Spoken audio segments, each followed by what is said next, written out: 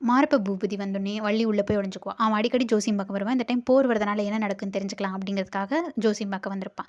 வள்ளியோட தாத்தாவும் சோழியெல்லாம் பார்த்துட்டு சண்டை புரியிற 2 படையில ஒரு படை வந்து மொத்தமா வீழ்த்தப்பட்டிருக்கும். ஒருத்தர் கூட அதுலேருந்து திரும்பி வரமாட்டாங்க அப்படின்னு வந்து சொல்றாரு.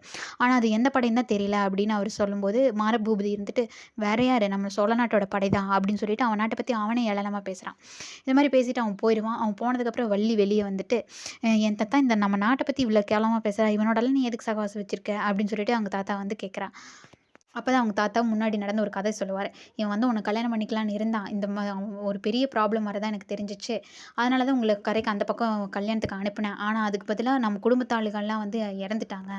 அந்த கங்கை அம்மன் வந்து பழி வாங்கிருச்சு அப்படின்னு வந்து சொல்றாரு. அப்ப நான் வந்து இவனுக்கு ஜோசியம் பார்த்து சொல்லிட்டு, "நீ பெரிய சக்கரவர்த்தியினோட மருமகனாக போற. இந்த அற்ப ஆசையெல்லாம் விட்டுரு" அப்படின்னு சும்மா சொன்னேன். அதிலிருந்து அவன் அத நம்பிட்டு அடிக்கடி என்கிட்ட ஜோசியம் பார்க்க வருவான் அப்படின்னு சொல்லிட்டு, இந்த அவரோட வள்ளியோட தாத்தா சொல்றாரு.